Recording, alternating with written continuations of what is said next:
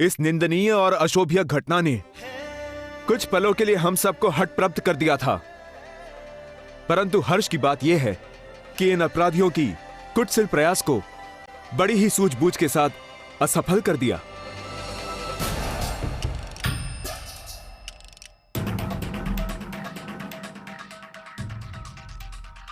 मातृभूमि की प्रेम दीवानी, मातृभूमि की प्रेम दीवानी, प्रेम दीवानी, प्रेम दीवानी, प्रेम दीवानी, दीवानी, दीवानी।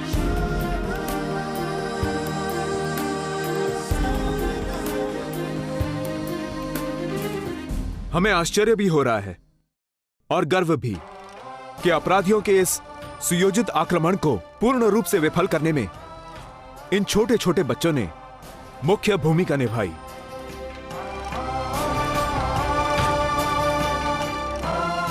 उनके इस साहसिक कार्य के लिए राजकुमारी शोभना, राजकुमार भीमदेव और उनकी बाल सेना की जितनी भी प्रशंसा की जाए वो कम है।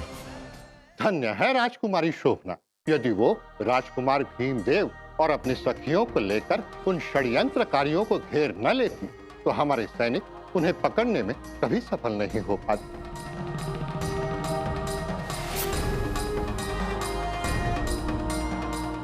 निसंदेह, और अब तो हमें पूर्ण विश्वास भी हो गया है कि यदि हर व्यक्ति इन छोटे छोटे बच्चों की निर्भीकता और उनके गौरव में साहस या प्रेरणा ले लें तो हमारे भारत की पावन भूमि की ओर कोई भी विदेशी आतंकी लुटेरा आंख उठा के देखने का दुस्साहस कभी नहीं करेगा। गजनवी क्या है? सत्य कहा आपने सम्राट। हमारी चागली और कुमार भीमदेव की बाल सेना का अद्भुत साहस देखकर हम सबको प्रेरणा मिली है।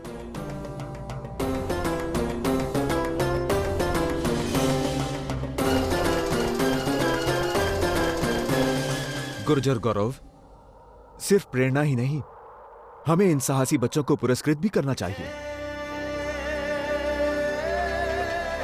देवपटन की साम्राज्ञी इस शुभ कार्य को अपने हाथों से करेंगी।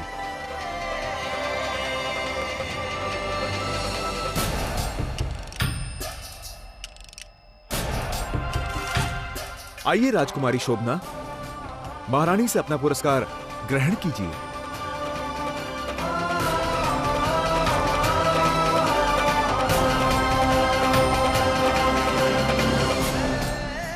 क्षमा करें महारानी माँ,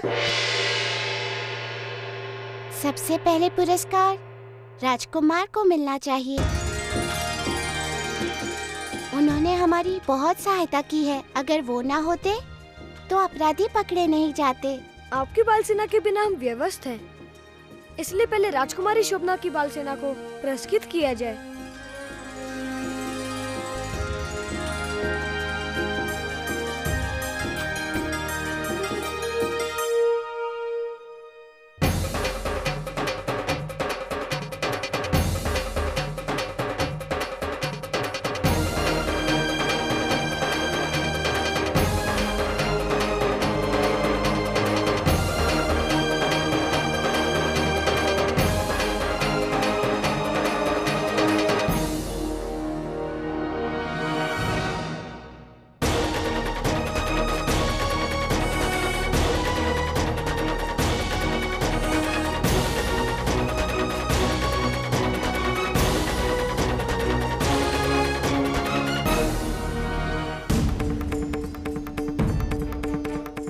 चलो, ले चलो मुझे यहां से।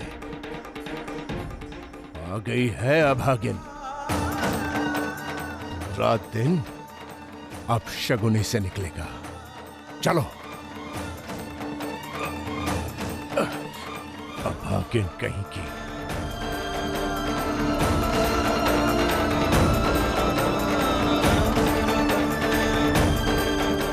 अरे, भरूच की वीर और साहसी कन्या के चेहरे पर हमें उदासी नहीं अच्छी लगी। आपके चेहरे पर तो मुस्कुराहट होनी चाहिए। मुस्कुरा तो रहे हैं रानी माँ, किंतु आपके बाबूजी यूं अचानक क्यों चले गए? महारानी माँ, हमारे बापूजी का स्वास्थ्य ठीक नहीं है ना, इसलिए, और बैठने में भी कष्ट होता है। अभी हम चलते हैं।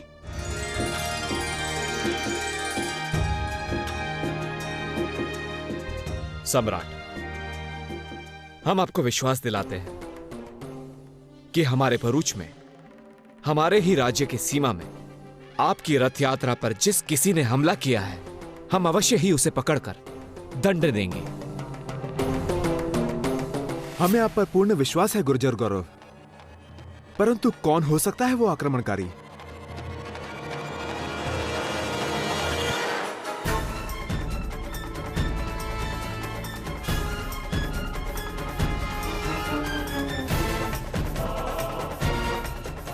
क्षमा कीजिए महाराज, यदि किसी राज्य के राजा की नीतियां ही प्रजा के हित के विरुद्ध हो तो आक्रोश तो उपजेगा ही। यदि भारत के शासन अधिकारियों की नीतियां इसी तरह बढ़ती जाएंगी तो विद्रोह तो बढ़ते ही जाएंगे महाराज।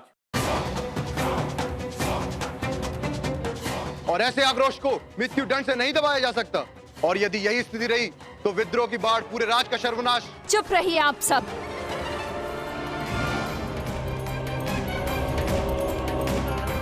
किसी राज्य का सर्वनाश झूठ मूठ के आरोपों से नहीं हो सकता।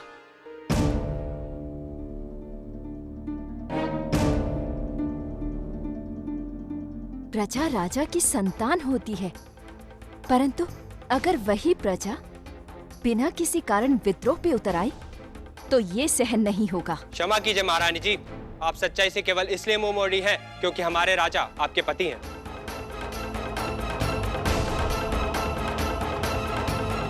और कोई भी स्त्री अपने पति के विरुद्ध एक भी शब्द सहन नहीं करेगी। अपनी सीमा में रहो निर्लज। तुम्हें भरूच की महारानी के साथ ऐसे शब्दों में बात करने का साहस कैसे हुआ?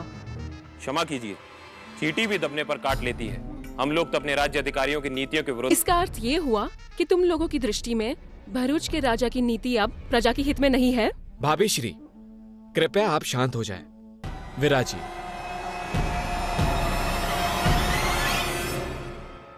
यह भरूच की राजसभा है। यहां हर किसी को अपना पक्ष रखने का पूरा अधिकार है। राजा प्रजा का सेवक होता है। जिस राज्य में प्रजा अपने राजा की नीतियों पर सहमत ना हो, उस राजा को सिंहासन पर रहने का कोई अधिकार नहीं है। धिक्कार ऐसे राजा पर जिसकी राजसभा में उसी की प्रजा उसे आरोपित करे। सम्राट, हम सच्चाई जानने के लिए स्वयं प्रजा के बीच जाएंगे, और यदि यह सच हुआ कि हमारी प्रजा हमारी विरुद्ध है, तो हम भृगुकाक्ष का सिंहासन सदैव के लिए त्याग देंगे।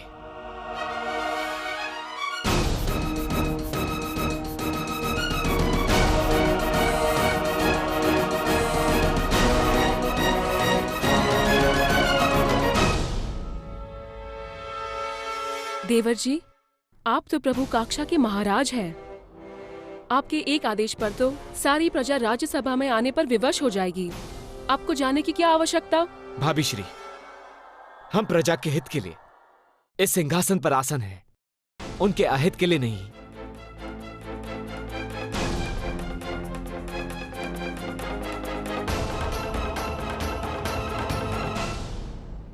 परंतु प्रभु काक्षा का गौरवशाली राजा स्वयं प्रजा के बीच में जाए, वो भी इन 10-20 ग्रामवासियों की झूठे आरोप। नहीं भाभी श्री, एक राजा पर से उसकी प्रजा का विश्वास उठ जाए, ये कोई साधारण बात नहीं।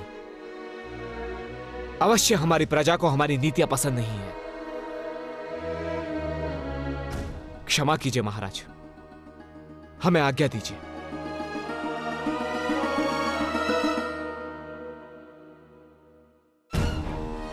यदि दद्दा चालुक्य प्रजा के बीच पहुंच गया, वहां तो सब उसके हितैषी होंगे। नहीं, दद्दा चालुक्य, हम वहां भी खेल खेलेंगे। गुर्जर गौरव, आरोप कैसे भी लगे हों, परंतु आज हमें पूर्ण विश्वास हो गया है कि आप एक कर्तव्यनिष्ठ राजा हैं।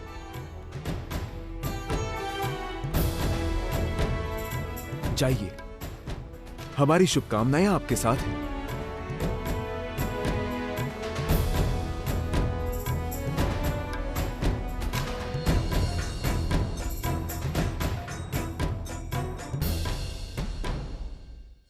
नहीं महारानी, आप नहीं। यह हमारा दायित्व है। आपको कष्ट उठाने की आवश्यकता नहीं। कष्ट? कैसा कष्ट? जब श्री राम वनवास के लिए गए थे तो माँ सीता ने उनके साथ आने के लिए एक क्षण की भी देर नहीं की थी। तो फिर भला हम आपको अकेला कैसे जाने दें? परंतु महारानी, वहां किसी भी परिस्थिति का सामना करना पड़ सकता है। आपका आना। हम किसी भी परिस्थिति का सामना कर सकते हैं महाराज। आइए। नहीं, आप सब हमारे संग नहीं आएंगे। सम्राट वल्लभदेव हमारे मुख्य अतिथि हैं। उनकी सुख सुविधाओं का ध्यान रखना आप सबका कर्तव्य है।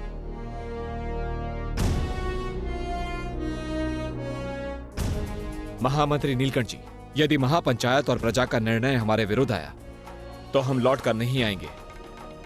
आप मोटा भाई की आज्ञा लेकर किसी योग्य व्यक्ति को सिंहासन पर आसन करा दीजिएगा।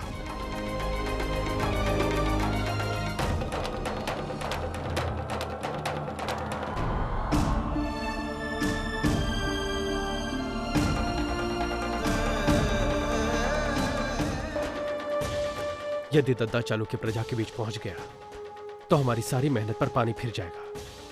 हमें अपनी योजना में भारी फेरबदल करना होगा।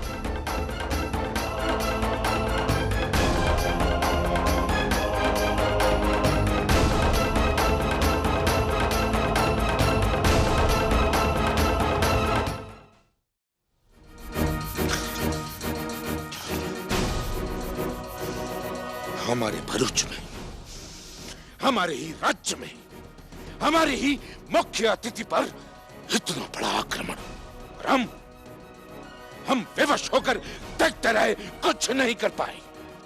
दत्ता को सिंहासन हमने दिया, लेकिन वो शासन तक नहीं कर सकता। मूर्ख। नहीं, हमारा दत्ता मूर्ख नहीं है। दत्ता तो बुद्धिमान है। बस आजकल अपनी बुद्धि का उपयोग नहीं कर रहा। बस।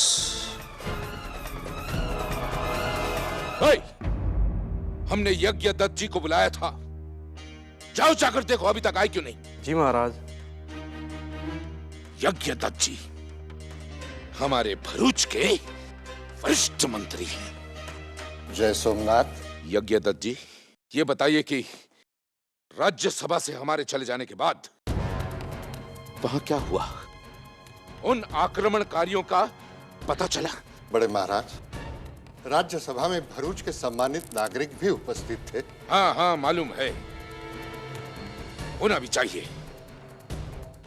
आगे क्या हुआ ये बताइए। उनका ये कहना है महाराज कि ये आक्रमण नहीं है, भरूच की प्रजा का राजा के विरुद्ध आक्रोश है।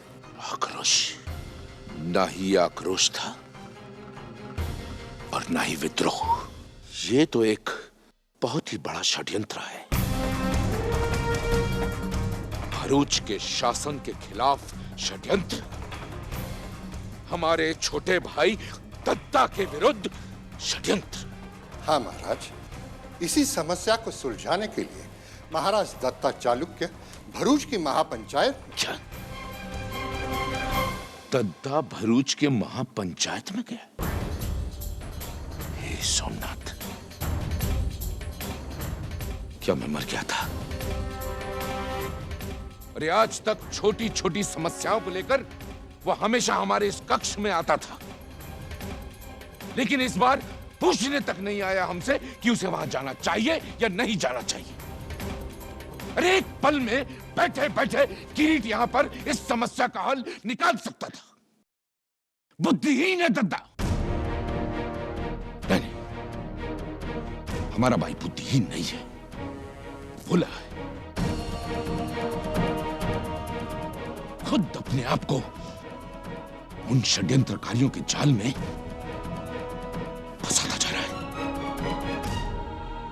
यज्ञ दत्त जी, आप खड़े खड़े हमारा मुंह क्या देख रहे हैं? जाइए, जाकर पता लगाइए और हमें सूचित कीजिए। हम इतनी आसानी से अपने दद्दा को उन षड्यंत्रकारियों के जाल में फंसने नहीं देंगे। जाइए और जाकर महापंचायत का विवरण लाइए हमारे लिए। जाइए। जो आ गया महाराज।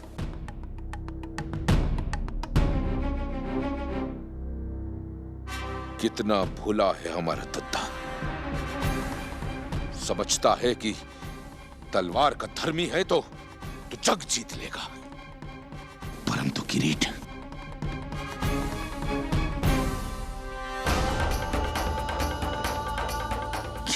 अपने दत्ता के साथ ऐसा नहीं होने देगा, नहीं होने देगा।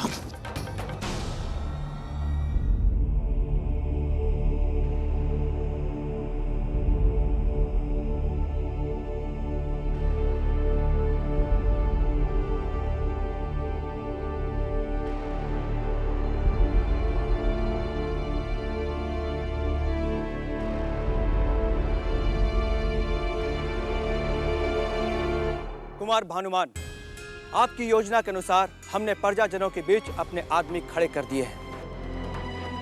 अब वे लोग वही बात कहेंगे जो आप चाहते हैं। शाबाश दद्दा चालुक्य, जाओ अपनी प्रजा के बीच। हमने तुम्हारा अंत तुम्हारी प्रजा के बीच नहीं चाहा था, परंतु ये निर्णय तुमने स्वयं ही लिया है। अब हम क्या करें?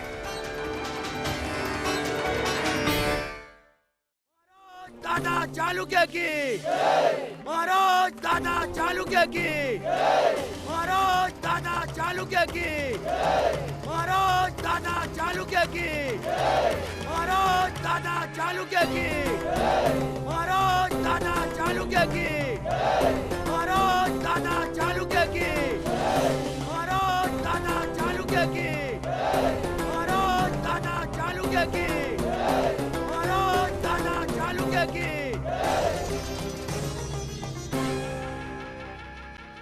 आज हम आप लोगों के बीच एक राजा के रूप में नहीं आए हैं, बल्कि भरूच की महापंचायत के समक्ष न्याय हेतु प्रस्तुत हुए हैं। हम यह जानना चाहते हैं, क्या भरूच की प्रजा हमारी नीतियों से संतुष्ट नहीं है? क्या आप लोगों की दृष्टि में हम अपना कर्तव्य निभाने में असफल रहे हैं? नहीं महाराज, आपकी उदार नीतियों के कारण ही भरूच राज्य समृद्धशाली है। महाराज दादा चालुक्य की, महाराज दादा चालुक्य की। देख रहे हो यहाँ सब दद्दा चालुक्य की कैसे जय जयकार कर रहे हैं। एक शब्द इनके विरुद्ध बोला तो काट के फेंक दिए जाएंगे।